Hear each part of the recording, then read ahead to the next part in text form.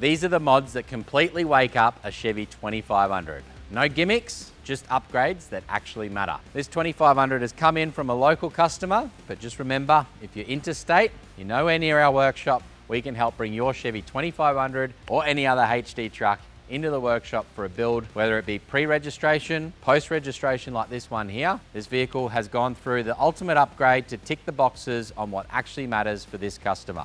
We'll start at the front end, we'll get into what's been done under the bonnet, what's been done on the front end, what's up on the roof, and what mods mattered most for this customer. I'm Dean Bleasnut, the co-founder of Big Dog Builds, with well over 750 trucks now through the workshop. I can't remember what count this is for a Sterling Grey Chevy 2500, but shout out to all our customers from around the country, even those international that are getting builds done to travel around Australia.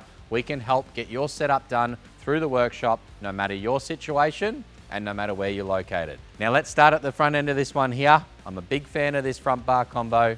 We'll get into this one, the under bonnet fuse panel, and finish at the rear.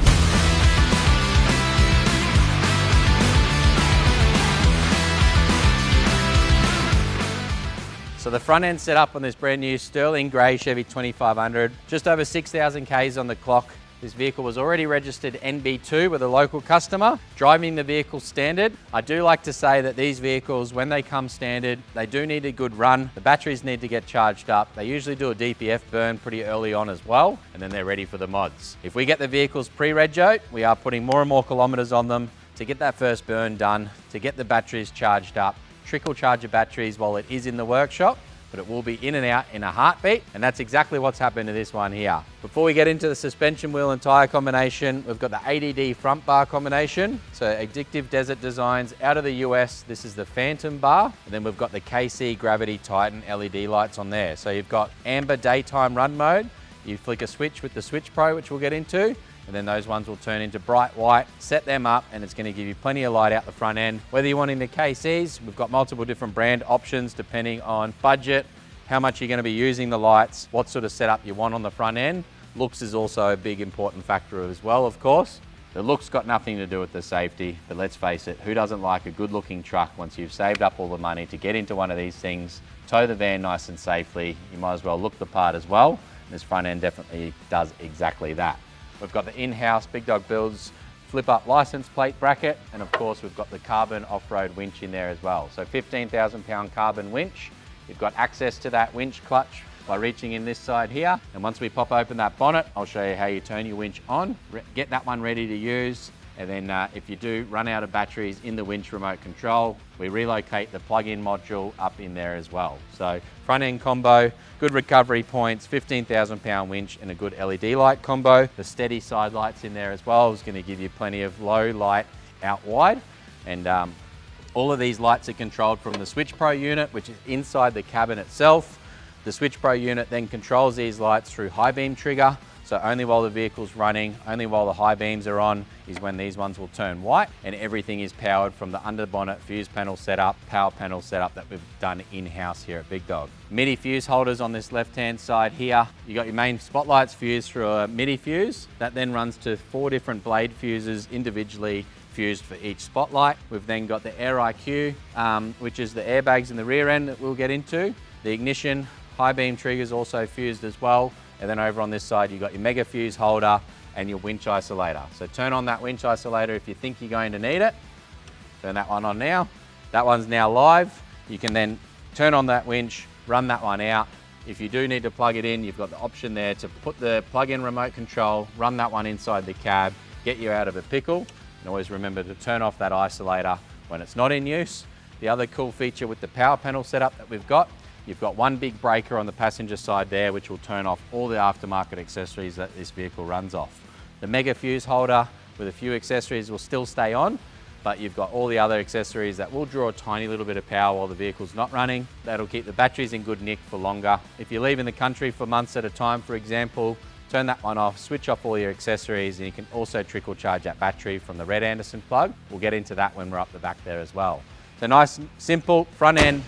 The texture black bar is going to give you good protection. It's going to be nice and stone resistant, and it ties in really nicely, whether you're running flares like this one here or a non-flared fitment on the vehicle itself. Now let's get into that flared fitment, wheel and tyre combination in a little bit more detail. So with the flared fitment that ties into the bar work really nicely, you can run these aftermarket color-coded flares with the kickback mud flaps, which is going to be the best protection for flicking stones up the side of the vehicle, or catching those stones before they flick up the side of the vehicle, the bushwhacker flares, the kickback mud flaps that we've got, and then depending on the wheel and tyre combination will depend on what sort of fitment you like, whether it's a safe fitment and that ties inside the guards a fair way, or whether you're wanting a nice stance of the vehicle, pushing that offset of the wheel and tyre combination out that little bit, which fills out these flares nicely. I love this combination here. It's the KMC Mesa forged monoblock wheel, probably my favorite wheel for the Chevy 2500 platform. 18x9 -12 pushes it out nice and wide, and then we've wrapped those wheels with a 35, 12.5, 18 Nitto Ridge grappler. The other benefit with the KMC monoblock forged wheels, no lip bolts on them at all, so they are nice and easy to clean. We've then got the Apex RPV valves in there as well, and that'll make airing down these tyres really nice and simple. Go from 65 PSI, or whatever you're wanting to run standard, down to 15, 20 PSI to hit the beach, for example, in a matter of seconds. If you're only going to use those valves once, I say they're well worth it. And this wheel and tyre combination, one of the most popular that runs through the workshop. I love it. Whether you're wanting the satin black, we've got a few different finishes that we can now offer as well. And then for the suspension combination under this one here, you've got your BDS suspension 3-inch kit, typically set around that 2.5 inch mark. So that's 2.5 inch higher than standard. And you've got full adjustability in those shock absorbers, both low speed and high speed. A lot of people, how we set them out of the box is exactly how they come. I tell every customer to get in there, play around with them when you first get it, set that sweet spot. And then when you're traveling, whether you've got the van on the back, whether you're hitting the beach, the corrugations, you've got adjustability both in the shock absorbers, but also playing around with tyre pressures is a big thing to get right as well. Once you nail the suspension dialed in, the tyre pressures, the kickback mud flaps and the flares, you're going to be able to hit those corrugations, not throw stones up the side of the vehicle. And the drivability from this kit is one of the best on the market for the Chevy 2500 platforms. I said at the start of the video that this customer's chosen the modifications that are going to mean most to their setup and their travels. And the electric side steps, although they are nice value, they offer a little bit of LED lighting under the vehicle itself. There's nothing wrong with the factory ones, let's face it. But getting in and out of the vehicle with the electric side steps does make life that little bit easy. It is quite an easy option to come back for a stage 2 as well. So we'll see if this customer wants to come back and add them. But for now, choosing the modifications like the front bar, the roof rack, the Switch Pro, the under-bonnet fuse panel setup, and a good suspension wheel and tyre combination was definitely stage 1. With the roof rack combination on here, we've got the signature V1 combo from Big Dog Builds. We've got the Switch Pro that controls all of the lights up on the roof rack itself. And the Switch Pro controller sits just above the rear view mirror inside the cab. You can turn on the side lights from the Switch Pro, change them between white and amber. And then we've got the other accessories ready. This customer already has his Max Tracks. So we've got the Max Tracks pins up there ready for the 4 recovery boards. We've got the Rhino Rack shovel mounts. Those ones there simply click open. Quick release bracket for the shovel. When you are bogged, airing down those tyres with the Apex valves, ripping the shovel off, getting the Max Tracks out. You're going to be able to recover yourself or someone else in a heartbeat. And then we've got the GME UHF up on top with the 1.2 metre antenna. If you're wanting something a little bit shorter, we then option this combination up to the 640mm antenna. This combo here is going to be best for around urban environments, lots of mountain sort of ranges. It's going to bounce over things, but the big 1.2 metre whip is going to give you best coverage for those big open plains, big distance across the big open areas. So that's a simple way. Some people get in a lot more technical advice on UHFs and how you use them and what they're best for. I'm quite simple. Turn it onto the channel you want to talk to, chat to your mates, listen to the highway channel if there's any accidents up ahead, and having communications, especially out west in those more remote areas, is definitely a must. If you don't want to add something to your vehicle full time, still go out there and invest in at least a portable kit, because when you're out west, you want to be able to chat to those people coming towards you. You want to be able to hit that scan button, listen for people on channel, especially remote roads while towing. If you're going down a road and it's looking quite wet, it can take kilometres at a time to turn around. Jumping on a UHF and warning others of that danger is really, really important. And first-hand experience out west with people not using those ones there as well. It's not a big investment to do, whether it be stage 1, stage 2, or at least take a portable kit while on those remote trips.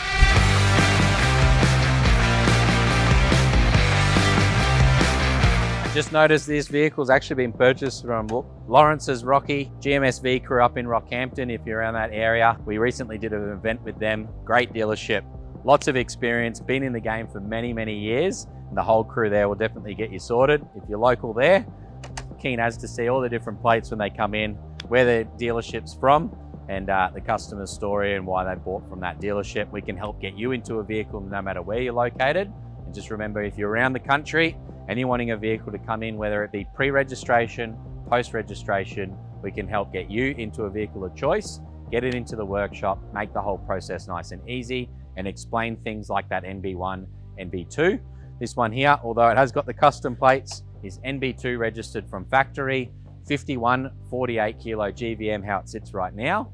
But we have engineered this one, so as soon as that customer then takes the paperwork back into Queensland Transport, gets the GVM upgraded to 5500 kilo GVM, the suspension's now been signed off, the fuel tank that's in this one as well has been signed off, and so everything's legal in the NB2 category. We'll weigh this vehicle at the end of the video as well, and we'll see how the vehicle's sitting with the long range fuel tank, the essentials that mattered for this setup, and how much payload this one's got off that 5500 kilo new GVM as well.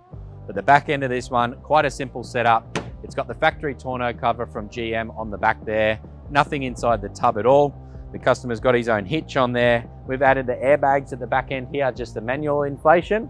So you got your left-hand airbag, right-hand airbag that you can inflate from those two Schrader valves. If you're wanting to step up to the Ready Lift air management setup, which is then controlled from inside the cab, we can do that one. There's nothing wrong with a trusty little Schrader valve setup. Put some air in those bags, be ready to tow the van. I was looking around the side there, and that's the OEM replacement fuel tank in the factory location. It's been swapped out from the 130 litre standard to the 210 litre Titan fuel tank. That's our go-to for a long range fuel tank. Although the Chevys do have the little issue still, there's no fix for it yet with the fuel gauge with the long range fuel tank. What happens is that new range of full, which is above that 130 litres up to the 210 litres, when you're using that new full range, the vehicle will freak out. It'll throw a fuel light on, it'll drop the gauge down to 0. Keep on driving, don't be alarmed, and then the fuel gauge is going to come good again and drop as per normal with the distance to empty. So a little bit of weird feeling when that first happens. Unfortunately, there is no solid fix that we can do to the computer system other than live with it for now. If that's going to annoy the crap out of you, then don't do that as stage one. Throw a few jerry cans in the back and top it up as needed. But as we said, the rear end of this vehicle, nice and simple setup. The Big Dog Builds accessory rack, I forgot to mention as well, we've got the solar panel installed up on there, and that's charging the under-bonnet batteries. So they're always going to stay nice and topped up. If this customer wants to come up for a stage 2, for example, we do an under-seat battery setup. We can easily swap that solar panel to then charge the under-seat battery setup, which can then do a recovery mode to the under-bonnet batteries.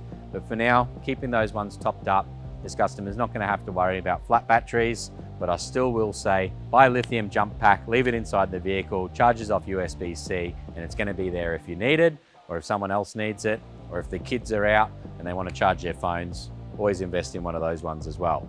Tow bar Anderson plugs were already installed in this vehicle when it came in. We've just swapped the location in the engine bay to our new under-bonnet fuse panel setup. Everything's labelled, easy to use. That one there's still got the grey Anderson plug through the ignition relay, red Anderson plug direct to those batteries under bonnet. So if this vehicle was to park up for months on end, for example, you could buy a little AC charger to plug into the 240 plug at home, plug that one into the red Anderson plug, keep the batteries topped up under the bonnet, for example, and then you're going to be ready to rumble once you get home, ready to travel again. So this setup here, like we said, it's exactly what the customer needed. One other thing I'll do is throw it on the weight scales, see what it comes in at, and take it off that 5,500 kilo new GVM. This is a hard one. I don't know what it's going to weigh in at. I'll check the fuel, but I'm guessing 39.50, maybe 39.80. That's my guess.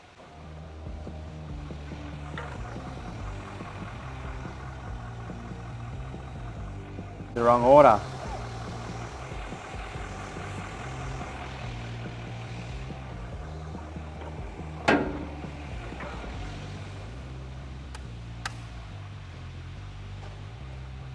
Let that computer zero in.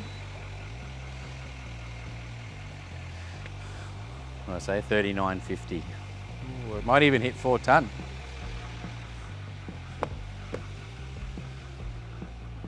We've got a full tank of fuel, so the 210 litres of fuel on there.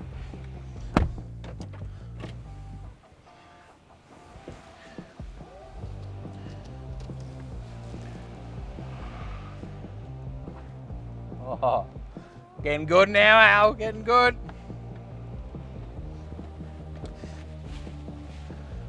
All right, wow, we've hit the 4-ton mark, 4,028 kilos. Like we said, this one's now running a 5,500 kilo GVM, and we can go 295 kilos heavier in that rear axle to bump it up to a 5,828 kilo GVM. But 5,500, take away the 4,027, still leaves 1,473 kilos of payload. If you took off 450 kilos of tow ball weight, for example, you've still got over, oh, hang on, I just stuffed that up. So 4,027 kilos is how the vehicle sits. Plenty of load rating still to go on the rear axle, plenty on the front axle as well.